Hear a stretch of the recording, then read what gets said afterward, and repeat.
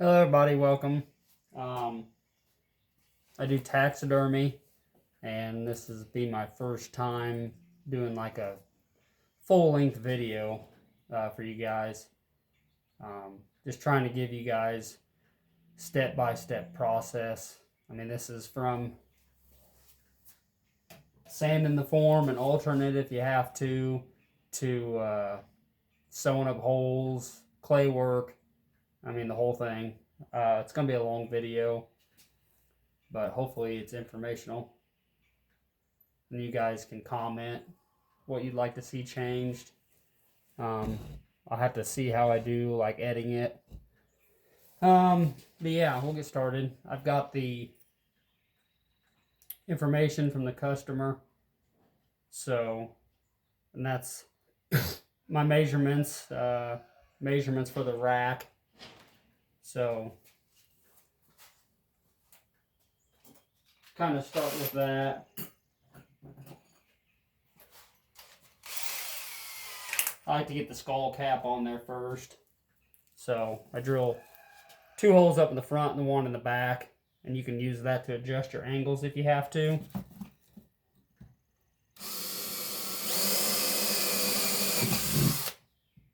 I've got the hide already rehydrated.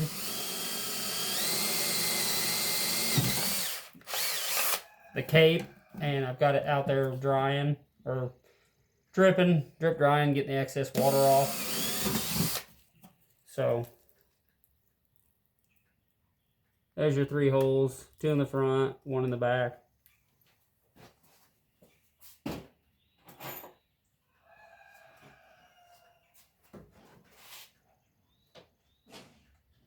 Get that baby centered up.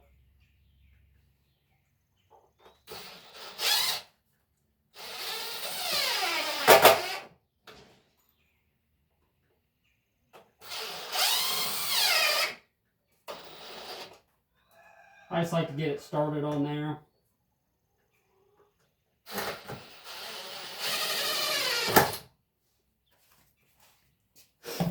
So I'll get my flat tape here, and I've got my base to the nose. I've got 10 inches. So I'm about 9 7/8.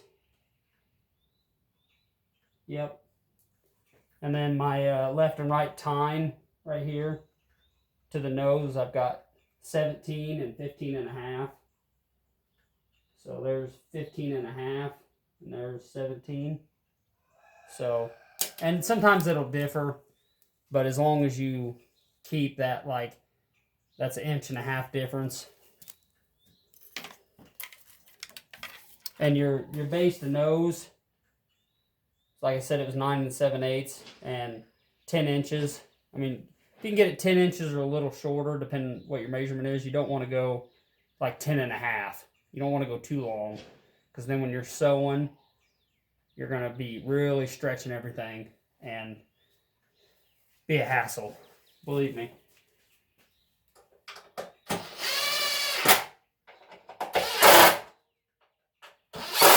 So I just kind of leave that on there. So this is just a buddy's daughter's first deer, so nice little first deer for a kid. But these will come off later when you're messing with the hide.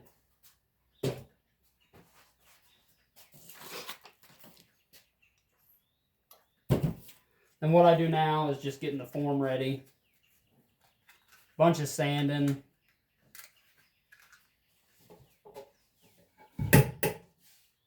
So you want to rough up the form.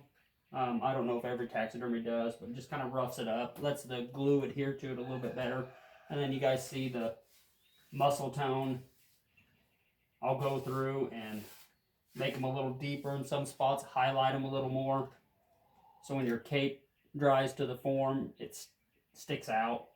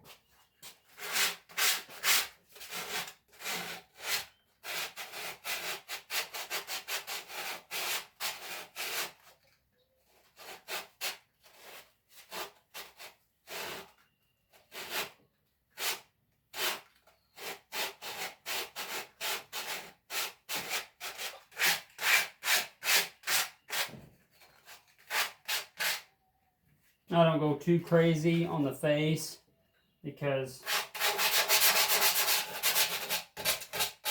that's where you're gonna really sticks out.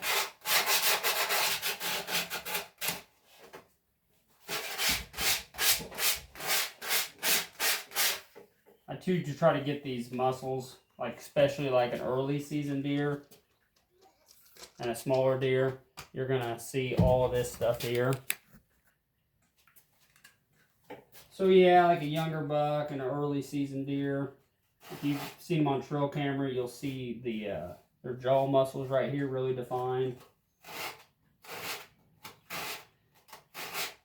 So I work them out a little deeper on some deer.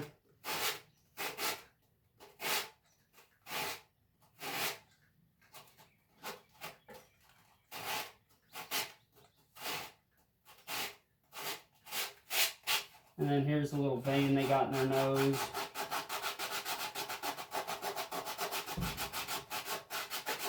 So I'll highlight that a little bit.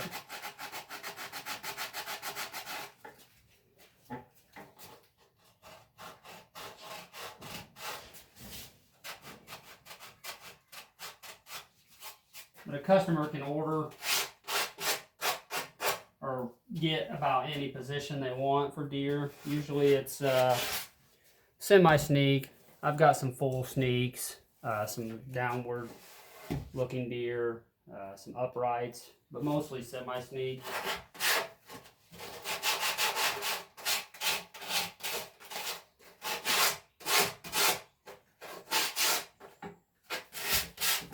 And most of the forms I order, I try to keep them true to the deer size, measuring their neck when they bring them in. And a nice big buck during rut, you will get a nice neck swell, but I don't go like too crazy.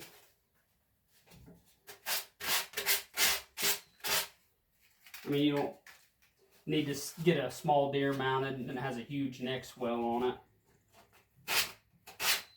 Unless the customer wants that.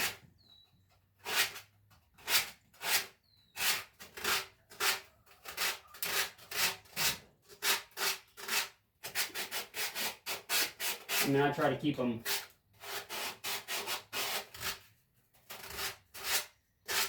as true to the sizes when they were brought in, you know, when they're live.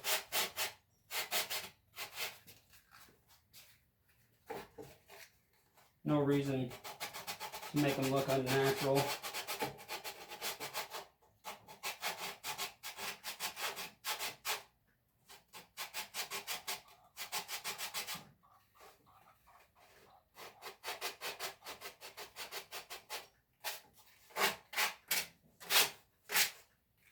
So that makes it nice since it's a small deer.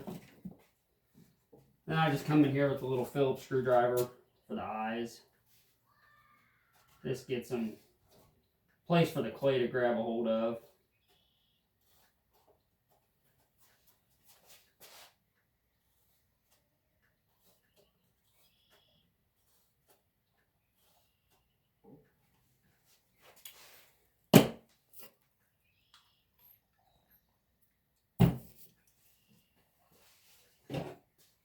Now I come in here with my knife. You want to get your opened up in your mouth a decent amount so you can tuck your tucking skin for the mouth in there. And I'll do the same with the eye and the tear duct. And I'll show you guys this all closer when I get done. I've been opening them up with a little bit with my knife and then coming back in with my torch and my little tool, and that really opens it up.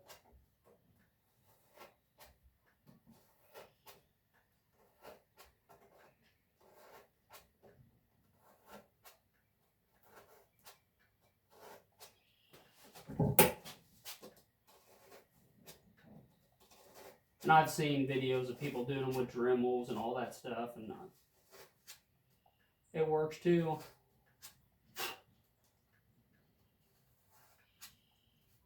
everybody's different. So I'm going to do the same with the tear duck.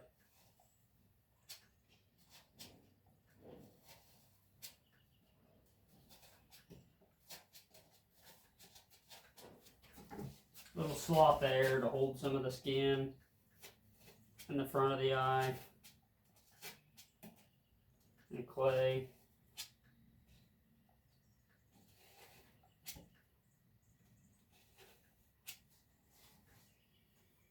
So that's that.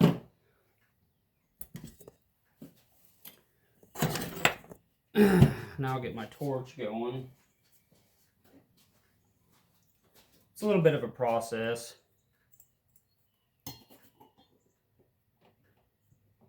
I'll probably do like this long video and then edit.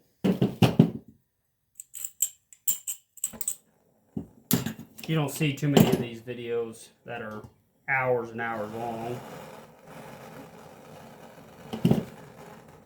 Just kind of shows you the gist of, yeah, and here, like you guys are seeing this. So that's starting out, and then these are some deer I've got done last couple days that still need painted. So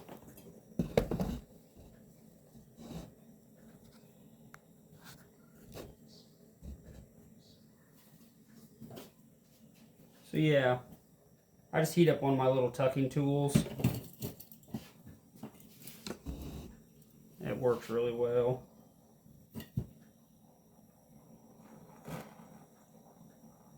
Same thing with the nose. I heat up my tool and do the whole nose.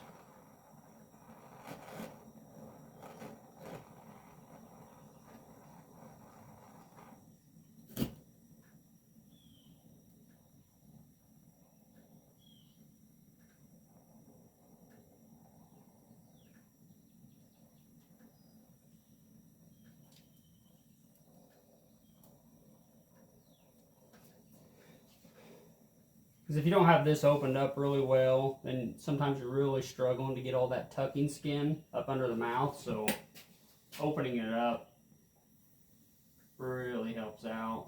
So yeah, just take your tool, you guys can see. Just burns right through that foam.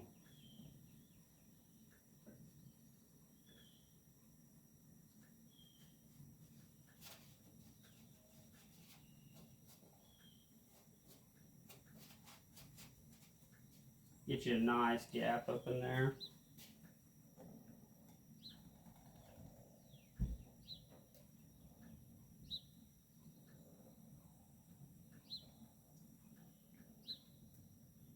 Yeah, this first video, like I said, I'm not sure how I'll edit it, or if I will, but you guys will be able to skip ahead.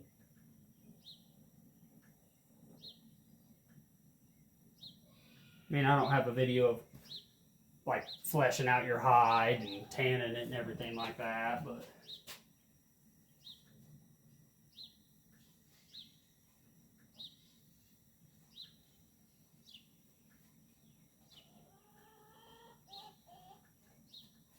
because I tan all my hides in-house. So customers, I mean, I only got a couple more deer to do. Daddy, the only thing is quiet. It's quiet. Sorry about that. My little daughter will probably be in and out this whole video. It's usually a struggle to get a deer done. But yeah, I don't know if I said, you can put together a deer in a day really easily. Then give them about a week or so to dry. Then you go back through and paint them, do your finishing work.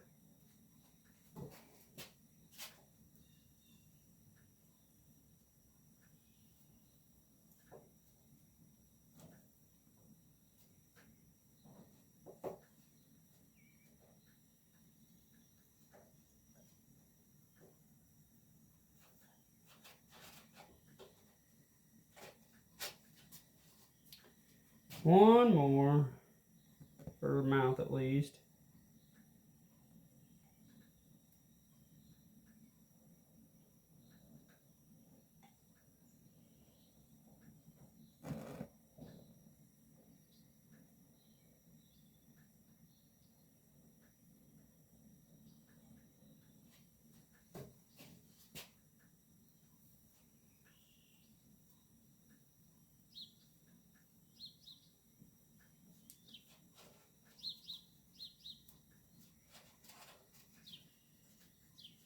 So that all looks good. Nice, good gap.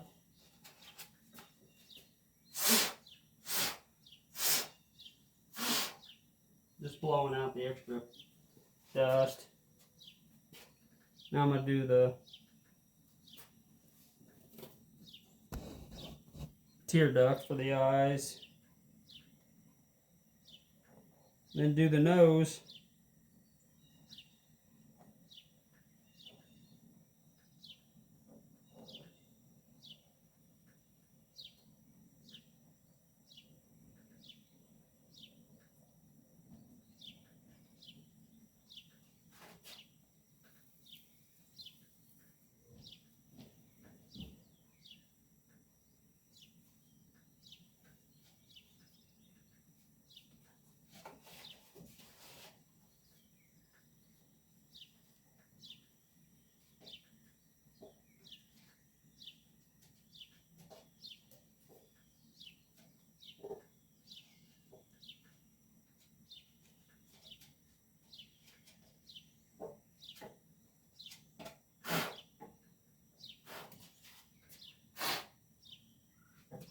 Okay, we'll do the nose, get it all reamed out.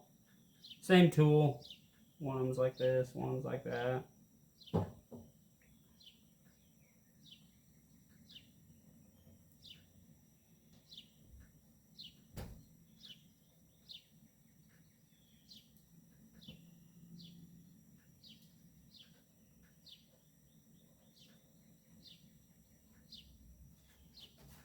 Just kind of define the shape of the nose.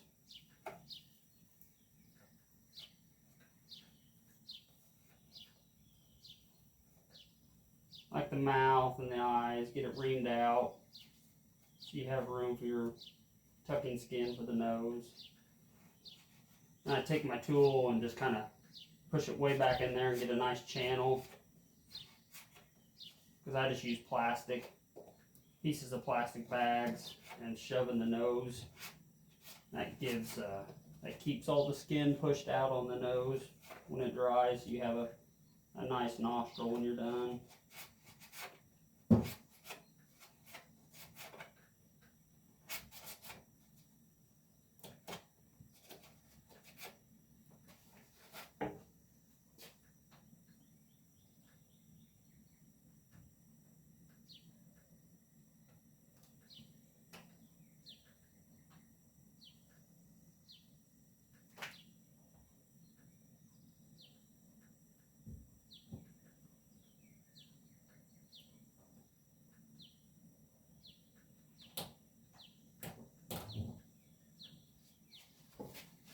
Same thing with this nose.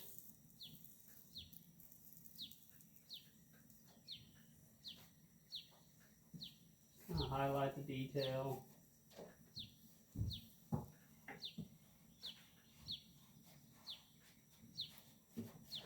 Get your channel out.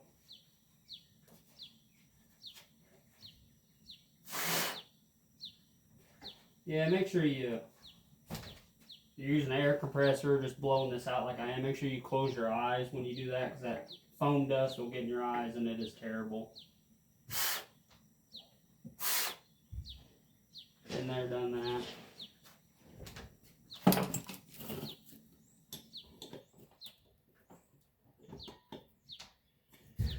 Alright, we're done with that part. Then I take the front of the mouth right here and cut a little piece out, because that's where I'll put clay later to push on for the next couple days to make sure the mouth stays closed while it dries. And it doesn't have to be a very big piece. 1/2 inch. So I'll kind of show you guys what I've got so far. So got it over here. So you can see the nostril all reamed out, a little bit of detail. Mouth opened up. Tear ducts for the eyes. There's the jaw detail. A lot of detail in the form. So My daughter running around again, guys. Sorry about that. And I'm gonna go get the hide. I'll be right back. Alright, guys. I'm back. Here's the deer cape for that deer. Like I said, tan them in-house. So instead of, you've had a deer mounted before, and tanneries charge more if you have it like this. So that's why your deer probably has like a little bit of hair, because they split them all the way down the middle. So the deer I do, I'm pretty good at sewing, but if you do have hair sticking up, it's going to be like right behind the head, so you're not going to see it. So what I'm doing now is going through and I'm going to sew up any little holes, which is not too bad. And it's got some holes all the way down. Probably have to sew that one up. But some of them, when you get down towards the bottom of the cape, I wait and sew them after I get the cape on the form. And then a lot of times, those holes all the way at the end, that's going to be extra on the cape. Or extra on the form that you'll be cutting off later. So this one's really good.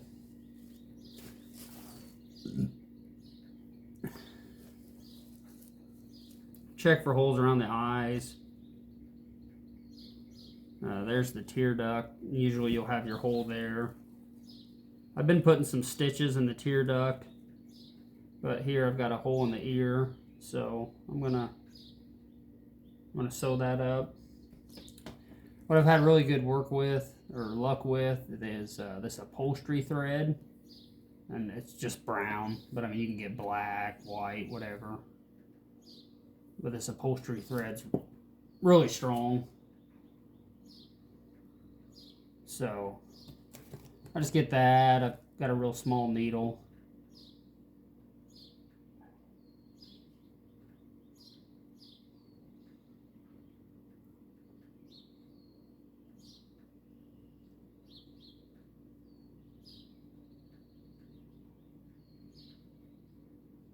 So this is like part of the video where you see one hole sewed up. You've seen them all, so it can be something you guys skip past. I try to get most of my stitches on the inside and just like sewing up the back of the neck. Keep that hair out of there so you don't get that hair in there, especially like when you're sewing up the back, and that's what makes your hair stand up.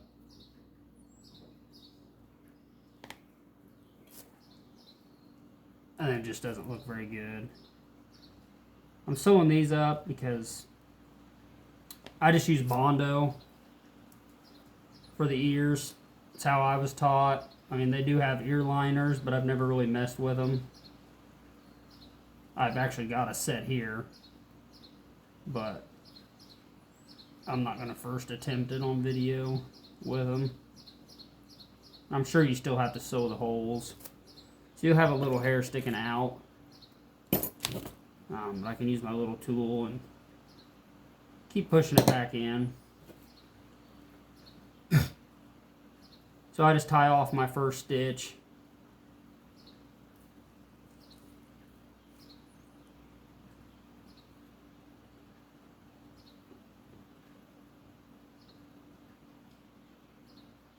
It's kind of takes some doing because you're showing through the skin and pushing the needle through the cartilage. So, I mean, it will rip out pretty easy. So you just have to bite enough.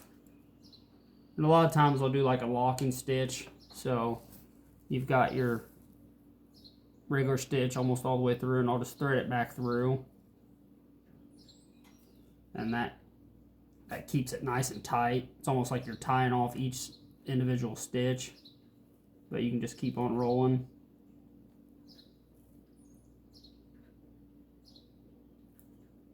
So, I mean, I liken it to, like, if you've ever went to the doctor and had stitches. Like, sometimes they'll put stitches on the inside that dissolve and then ones on the outside if you have a cut. So, I liken these to, like, inside stitches.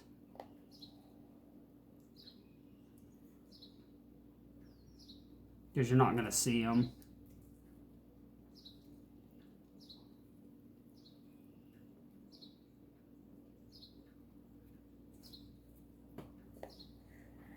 I'd say the worst is sewing up, like if you've got a scar or something around the deer's eye. And you'll have a lot of scars like you don't see on the deer, but then once you tan it and everything, it'll be like this nasty spot.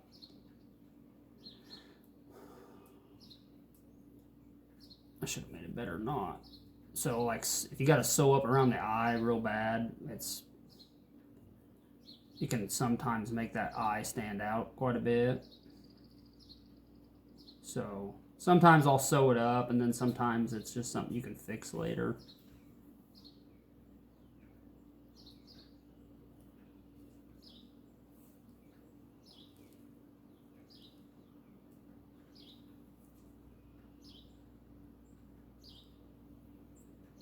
Okay, we're back in business.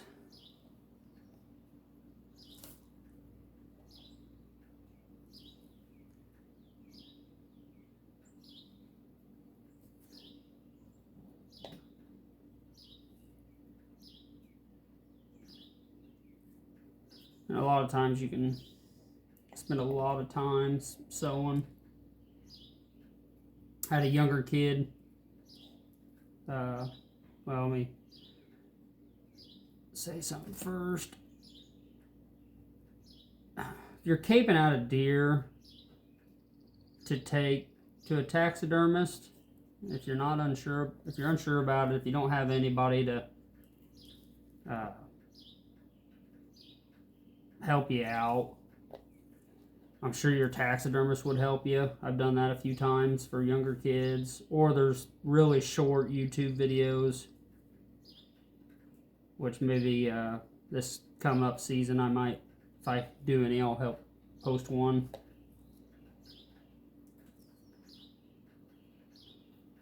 But caping out a deer, more often than not, people will bring you the cape.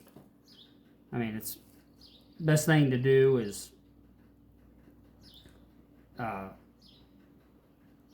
skin it up as close as you can to the ears, you know, the neck, and cut it off. But your taxidermist does need that measurement. You can measure the hide later, but if you leave a little bit of meat on the neck, that's where the taxidermist is going to measure that neck to order your form, so that makes it a little easier for him. But more often than not, guys, you'll have plenty of cape